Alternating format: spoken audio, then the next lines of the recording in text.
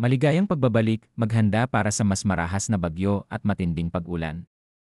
Mangyaring i-like ang video na ito at ibahagi sa iba upang makakuha sila ng tamang impormasyon at mag-subscribe sa aking channel upang makakuha ng susunod na mahalagang babala.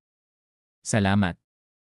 Magandang hapon Pilipinas, at habang nagpapatuloy ang diwa ng Pasko, mahalagang manatiling handa at mulat sa lagay ng panahon sa susunod na 24 na oras, lalo na para sa mga may planong bumiyahe o magdaos ng mga aktibidad kasama ang pamilya. Sa pangkalahatang sitwasyon, patuloy na umiiral ang northeast monsoon o amihan na nakaapekto sa buong Luzon na nagdadala ng malamig na hangin at panakanakang pag-ulan, samantalang ang easterlies naman ang patuloy na nakaapekto sa Visayas, Mindanao at Palawan na maaaring magdulot ng biglaang pag-ulan at thunderstorms. Sa Batanes, Cagayan, Isabela at Apayao, inaasahan ang maulap na kalangitan na may mahihinang pag-ulan dulot ng northeast monsoon. Wala namang inaasahang malaking epekto at sa kabuuan ay ligtas ang kondisyon para sa pang-araw-araw na gawain, subalit pinapayuhan pa rin ang lahat na magdala ng payong at mag-ingat sa madudulas na kalsada.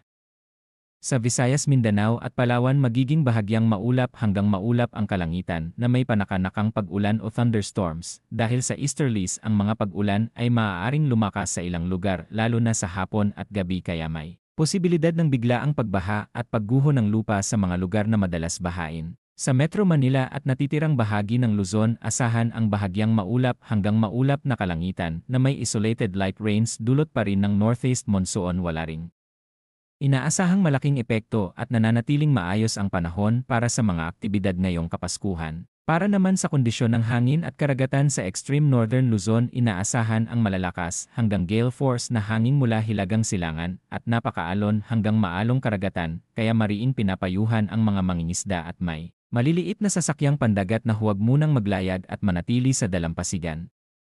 Sa natitirang bahagi ng northern Luzon, magiging katamtaman hanggang malakas ang hangin at katamtaman hanggang maalong dagat, kaya kailangan pa rin ng ibayong pag-ingat. Sa paglalayag, sa iba pang bahagi ng bansa ang hangin ay mahina hanggang katamtaman at ang karagatan ay bahagya hanggang katamtaman ang alon, subalit mainam pa ring maging maingat lalo na kung may biglaang thunderstorms. Batay sa naitalang temperatura, ang pinakamababang temperatura ay 23.4 degrees Celsius bandang alas 6:30 ng umaga, habang ang pinakamataas ay umabot sa 32.5 degrees Celsius bandang alas 2 ng hapon. Ang relatibong halumigmig ay nasa pagitan ng 55% hanggang 73%. Para sa astronomical information, sa Metro Manila, sisikat ang araw bukas ng alas 6:19 ng umaga at lulubog ngayong hapon ng alas 5:34. Sisikat ang buwan bukas ng alas 2:44 ng umaga at lulubog ng alas 12:55 ng gabi na may 36% kaliwanagan.